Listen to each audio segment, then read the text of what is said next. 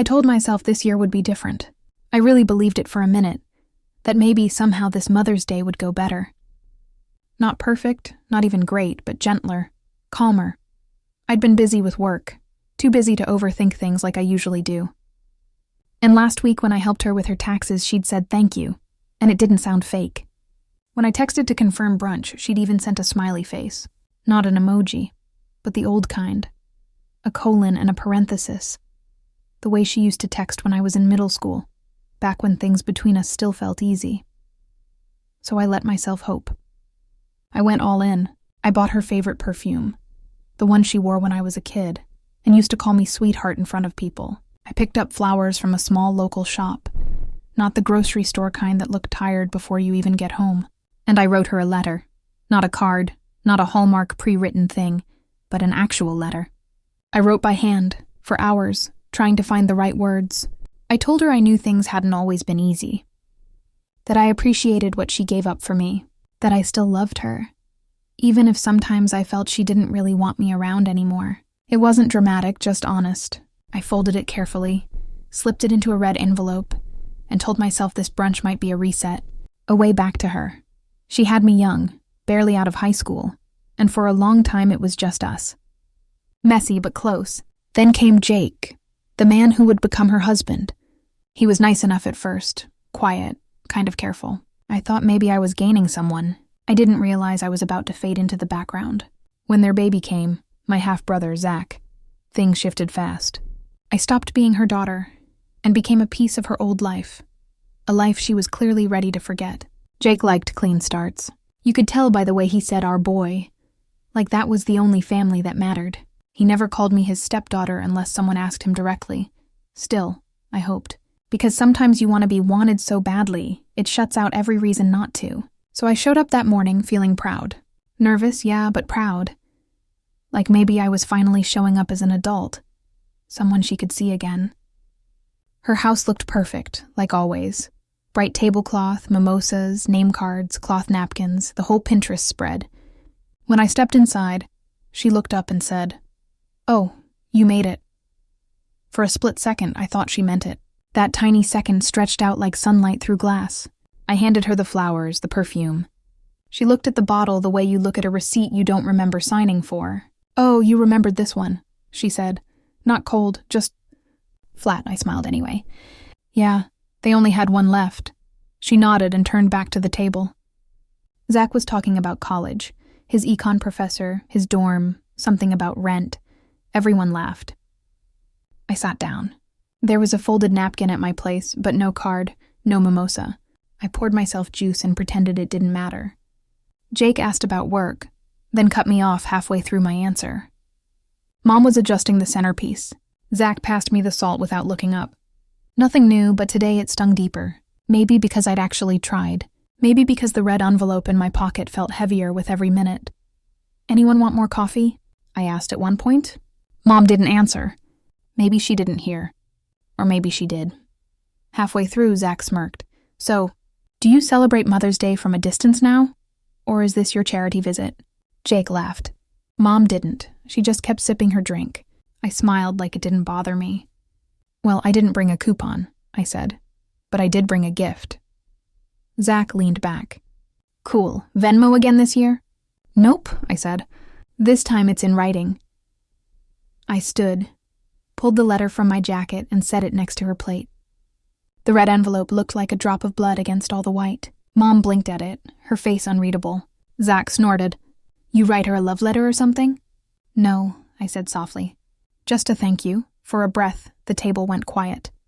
Then someone asked for the butter, and the moment slipped away. After brunch, I helped clear plates, still pretending everything was fine. As I carried a stack to the kitchen, I noticed the trash bags were already out by the garage. We'd barely finished eating. Maybe she was just cleaning up early. She liked things neat. I walked out to toss some napkins. The garage door was half open, sunlight cutting across the floor in stripes. And there, by the bins near the back wall, I saw it. The perfume still in its box. The flowers crushed sideways like they'd been shoved in. And the envelope, my envelope, still sealed. Red against black plastic, my whole offering dumped. I just stood there staring. It didn't feel like anger at first. It felt like heat rising up my neck, settling behind my eyes. Not enough to cry, just enough to blur the edges of the world. I looked around. Noon was watching. No camera crew popping out to say it was a mistake or a joke or that she meant to give it back. Just silence and trash. I crouched down, reached in, and took it all back. The perfume, the flowers, the letter. I held them for a second, standing in that half-lit garage, not even sure what I was doing. Maybe it was instinct. Maybe it was pride. Maybe I couldn't bear the thought of my love rotting under coffee grounds and eggshells. I walked back Tommy car with the bag in my hand like it was evidence from a crime scene. Sat there for a minute, engine off, letter on the passenger seat. What a stupid thing to write, I thought. Thank you for the years you gave me. I know it wasn't easy, but you did your best. I'm proud of the woman you became. I stared at the envelope. Then I drove home. Didn't say goodbye. Didn't text. Didn't mention what I saw. I didn't even slam the door. Just left quietly. That night, I placed the letter on my kitchen counter right next to the perfume and the flowers that were already starting to wilt. I stood there looking at them like maybe they'd explain something to me. Why I kept trying. Why I still cared. Why I didn't see it coming. I didn't sleep much, but I made one decision before the sun came up. And by the next morning, she was calling nonstop. I used to think things changed slowly, like erosion. Like you wouldn't notice it until one day the shore was just gone. But looking back, I think it happened faster than I let myself admit. She met Jake when I was 10. He came to dinner a couple times. Then suddenly he was there every night. One morning he woke up and his car was in the driveway, and his shoes were in the hallway, and my mom was wearing more makeup than usual. She smiled at him in a way she hadn't smiled at me in years. And I remember thinking, oh, the baby came not long after. I was still 10. I did the math later, but I don't think she expected me to at the time. She and Jake had a whole new family in what felt like a single breath. New routines, new rules, a nursery where the home office used Toby, a second fridge in the garage full of formula, and organic baby food, a chore chart that somehow didn't have my name on it anymore. They were busy, of course.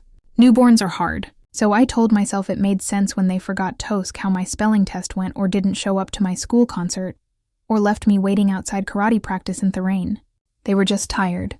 It was a phase. I waited years for that phase tuned. It didn't. The baby grew. They adored him. He walked and they clapped. He said, "Dad," and they cried. I brought home an award from school, and my mom said, "That's great. Can you keep an eye on your brother while I take a nap?" It wasn't that she stopped loving me overnight. It was more like she started loving someone else louder. And over time, that quiet got unbearable. By the time I left for college, the house didn't feel like mine anymore. Every wall had pictures of them smiling at parks, matching holiday pajamas, my brother on Santa's lap. I wasn't in any of them, not even a high school graduation photo, just erased. I remember walking past a framed canvas by the stairs that said "Family is everything" and thinking, yeah, just not this one. But I kept trying. That's the part that still embarrasses me. I kept showing up for holidays. I kept buying birthday gifts. I helped with bills when I knew money was tight.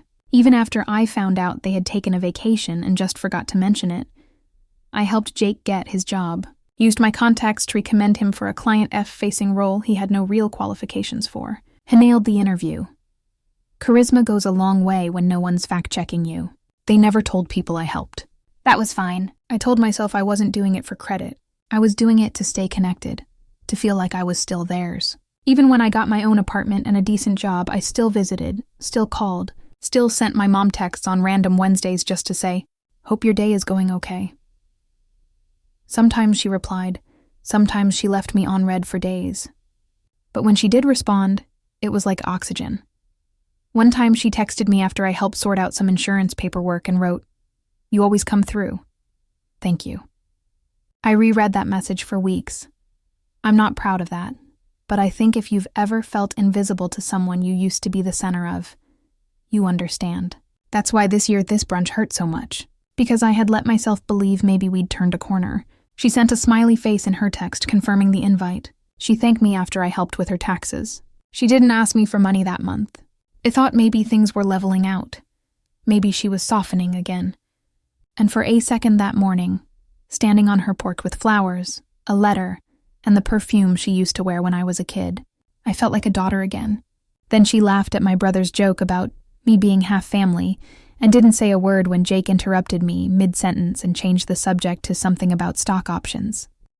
And she barely looked at the envelope when I handed it to her. The one I'd stayed up late writing. The one where I told her I loved her even when it hurt, even when it felt one-sided. Then she threw it away. I keep seeing it. The bag by Thiggerich. The red envelope folded and bent. The perfume box unopened. The flowers half crushed under other trash. I pulled it all back out to give it again. Not to make a point. Just because I couldn't bear to leave it there because those things weren't just gifts. They were mine. They were me. And if she didn't want them, then I was done giving. My mom sent a message the same evening. You left in a weird mood. I hope it wasn't something we did. It almost made Madame laugh, but it didn't because nothing about it was funny. Not the years I spent shrinking myself to make space for the version of her life she liked better. Not the 1,000 little kindnesses I offered without thanks. Not the memory of her tucking me in at 7 and saying, "You're my whole world," only to grow up and find out that world had borders I was never allowed to cross again. They didn't kick me out. They just made sure I always felt like I was visiting someone else's family. So yeah, I haven't called them back because for the first time I'm not trying to be invited in. I'm trying to remember what it feels like to belong to myself. I didn't sleep that night. Not out of rage, not even heartbreak. It was something worse. Clarity. That dull, cold kind of clarity that settles in when you're done hoping. Like standing in a house you once thought you'd live in forever, and finally realizing all the walls are hollow. Around 2 a.m., I walked into my kitchen and lined the 3 gifts up on the counter, the perfume, the flowers, the letter. They look smaller now, sadder, like relics from a version of myself I didn't recognize anymore. I stared at the envelope for a long time, creased from the trash bag, still sealed. I didn't open it. I didn't need to. I knew exactly what it said. I opened my laptop. First, the utilities. I logged into the accounts I'd been quietly paying. Gas, water, power, and scheduled final payments for the month. Then, I removed my name from everything and closed the automatic drafts. Next, the tuition account. I had offered to help cover my brother's next semester. The transfer hadn't gone through yet. It was scheduled for the 15th. I canceled it. The confirmation email made it real. Then I opened a new email and addressed it to my mom. Subject, Remother's Day. Body. Just a heads up, I tucked an envelope of cash inside the letter I gave you. It was meant to go toward Zach's tuition. I figured you'd know what to do with it. Hope it didn't get lost. I hit send. Then I turned off my laptop, made tea I didn't drink, and sat in silence. Letting her sit with it felt better than yelling ever could. And sure enough, by 8:12 a.m., the text started coming. Wait, what do you mean, Cash? I didn't see any envelope inside. Are you serious? Oh my God, how much was in there? I'll look right now. Then the calls over and over. I watched the screen light up and go dark. Voicemail after voicemail piling up like little panic attacks. I didn't answer. I let her panic. Let her retrace every step in her head. Let her wonder how much she'd thrown away, literally and figuratively. It wasn't true. Of course it wasn't. There was no cash, but she didn't know that. And now, every time, she thought about that trash bag. She'd feel it. The possibility that she had discarded something valuable. Not just a gift, not just money, something that might have saved them. And now it was gone. Around noon, Jake finally texted me. You're being childish. This is a serious situation. Can you just tell us if you're lying? I almost replied, ask the garbage truck. Instead, I put my phone on silent and kept going. There was one last step to take. I opened my contacts and found the names of 3 people I had personally introduced Jake to. People he now worked with, client leads, vendors, one old friend who helped him land a side contract. I sent each of them a version of the same message. Hi, just wanted to reach out and ask moving forward. Please don't associate my name with Jake Hatcher. Nothing dramatic, just a personal boundary. Hope that makes sense. No gossip, no details. Just enough for people to feel it. Enough to make them wonder what had happened behind the scenes. Enough to loosen a few threads. I knew how that world worked. Jake's entire job depended on being seen as a trustworthy guy with connections. And if I quietly stepped back, others would follow. By the end of the week, he'd already lost a long-standing referral. A contract went in pause. Another client requested to deal directly with someone else. I didn't even have to lift a finger. Just an email and a little space, and the machine started to unwind itself. That night, my phone buzzed again. Did you find it? Please respond. I need to know. I think I saw the bag you're talking about, but everything's gone now. Please, can you just tell me if this is real? I stared at her name on the screen. For a second, I imagined answering, saying something cold, sharp, final. But that would give her closure. So I did nothing because this wasn't about revenge. This was about making them feel the weight I've been carrying since I was 10 years old. When I stopped being her whole world and started being an inconvenience, she couldn't wait to grow. This was about watching them scramble in the silence and realize, finally, what I've been trying to say for years. You can't keep erasing someone and expect them to stay loyal. I know I lied. I know the envelope never existed. But the pain, the withdrawal, the abandonment, that was real. And for the first time in my life, they couldn't ignore it. My mom left me a voicemail that night. Her voice was shaky, not crying yet. But you could hear the desperation leaking through her composure. Please call me. Please. I didn't know. I didn't see it. I would have never if I knew what was in there. Just call me, okay? I'm sorry if I please call. She didn't say I love you. She didn't say I'm sorry like she meant it. Just panic like someone realizing they'd lost something important and couldn't remember where they put it. I still didn't reply. The next morning, my aunt texted me. Apparently, my mom had called her crying, told her I was being cruel and withholding and difficult. My aunt's message was just one line. If I were you, I wouldn't answer either. That one actually made me smile because for once someone saw it. Really saw it. How much I'd given.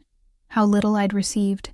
How calmly I had accepted being nothing until it became unbearable. That weekend, I boxed up the gifts and tucked them in my closet. Not because I wanted to keep them, but because I wasn't ready to throw them away either. They weren't reminders of her anymore. They were reminders of me. Of the version of myself who kept trying. And now I wasn't trying anymore. I was done. By Monday, she stopped asking if I was okay and started demanding answers. Her texts went from, "I'm sorry you're upset," to, "You need to stop this now." Jake emailed me directly, professional tone, like we were negotiating a contract instead of untangling a decade of buried resentment. He said my decision to disengage was affecting his work, and that he hoped I'd reconsider for the sake of the family's stability. Translation: Your silence is costing me money. I didn't reply. Then Zach got involved. He sent a voice memo that started with, "Look, I know things were never perfect," and ended with, "But seriously, you're ruining Mom's life over what? Some trash?" That one nearly made me laugh. Some trash? Yeah, that was the whole problem, wasn't it? They'd spent years treating me like clutter. Something to box up and shove in the attic so it didn't ruin the aesthetic. Now I was gone. And suddenly they couldn't function. And still I said nothing. I didn't gloat. Didn't rant on social media. Didn't send one final "here's everything you did wrong" message. I just stopped playing the role and it drove them insane. By the end of the week, my mom showed up at my office. Now warning, no call. Just walked right in looking like someone on a mission. The receptionist buzzed me like there was a fire. I came downstairs and found her standing in the lobby in a cream blazer and heels that clicked like punctuation marks. She didn't smile. "Can we talk?" she asked, already heading toward the front doors. We stepped outside. She didn't ask how I was, didn't offer an apology. She went straight to it. "You've humiliated this family," she snapped. "You've embarrassed your brother. Jake's job is hanging by a thread. Do you understand what that means?" "I understand exactly what that means," I said calmly. She stared at me, eye-shard. "You're doing this out of spite. Over one party." I tilted my head. "Is that what you think?" She folded her arms. "We raised you. We paid for your clothes, your food, your school." I nodded slowly. "And I gave you a down payment on this house. Covered your utility bills for 2 years. I offered to help with Zach's tuition, but sure. Let's talk about the time you bought me sneakers in 5th grade. That cracked something." Her jaw clenched. "That was your choice. We never asked you to help. No, I said you didn't ask. You just expected it. Expected me to pick up the slack when Jake forgot the mortgage was due. Expected me to understand when you skipped my birthday because Zach had a test. Expected me to stay quiet when you smiled while he called me half family like I was an accident." She opened her mouth. "And you expected me to keep giving?" I continued. "Even after you threw away the only thing I had left to offer." That landed. She blinked. Something flickered in her face. Maybe guilt, maybe just discomfort. Then she tried one last play. "You're punishing the wrong person," she said. "You're punishing your brother. He didn't throw anything away." I smiled tight, tired. "You want to talk about the letter?" She hesitated. "I saw it, Mom," I said. "In the trash bag next to the garage." I took it back. Her face changed. The sharpness dissolved into something smaller, weaker. "I didn't know," she said. "I thought maybe you'd taken it with you." I wasn't sure. "You weren't sure," I repeated. "I didn't mean to. You never do." I didn't yell. I didn't raise my voice. I just let her hear it. Really hear it. "I'm not dropping the act just so you can feel better," I said. "I'm not cleaning up themas. And if Jake has to answer for how he got that job, that's not my problem anymore." She stared at me like I'd grown a second head, like the quiet, dependable version of me had been murdered in her sleep and replaced with someone unrecognizable.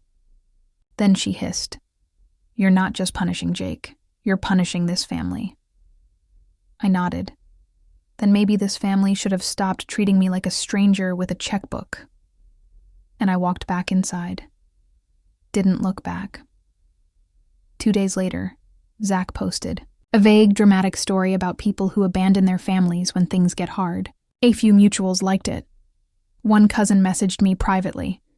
"Is that about you?" I replied, "Probably, and if it is, good." Jake, I heard, started hemorrhaging clients. People were reconsidering their partnerships. One of the vendors I'd introduced him to pulled their contract. He was asked to resign a month later. They called it restructuring. Everyone knew it wasn't. Zach's tuition didn't get paid. He had to defer. I never said a word about it.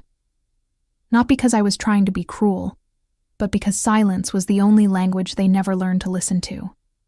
A few weeks after the office scene, I got a group call from my mom, Jake, and Zach. I didn't answer. They left a voicemail. "We just want to talk," she said, syrupy and careful, like someone trying to reset Akis board after flipping it. Zach mumbled, "Sorry, I guess." Jake didn't speak. Then my mom added, "You made your point. So what now? You disowning us." I played the message twice. Once to hear what they said, once to hear what they didn't. No one said I'm sorry like they meant it. No one said we didn't treat you right. They just wanted me back in place, back in role. But I was done playing it, so I didn't respond. I blocked the number. 3 months later, I got promoted, moved into a better apartment, started hosting small dinners with people who actually wanted to hear what I had to say. Then one night, a message came in from my mom. "Saw you moved. Hope you're doing well. If you ever want to talk, I'm here." She didn't mention what she did or what she didn't. She didn't ask how I was. She just wanted to see if the door was open. It wasn't. I made tea, sat on my balcony, and looked out at the city lights. No noise, no guilt, no performance, just quiet. And in that silence, for the first time in years, I finally felt free. Sometimes I wonder if I overreacted, if I should have just let it go. Smiled through the sting. Picked a nicer moment to set boundaries.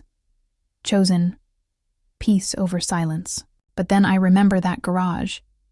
I remember standing there, holding my unopened gifts, still damp from the trash bag. I remember the letter I'd written with shaking hands, trying to be vulnerable with someone who didn't think twice before discarding it. And I realize I didn't burn a bridge.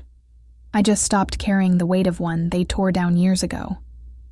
I'm not proud of the lie about the cash, but I'm not ashamed of it either, because for once they had to sit with uncertainty, with discomfort, with the possibility that what they threw away might have mattered more than they realized. So what do you think? Was I too harsh? Was it finally time someone said enough? Would you have done the same or walked away quieter? Let me know in the comments. I'm genuinely curious how people see it. And if you like stories like this, ones about family, boundaries, and quiet revenge, don't forget to hit that subscribe button.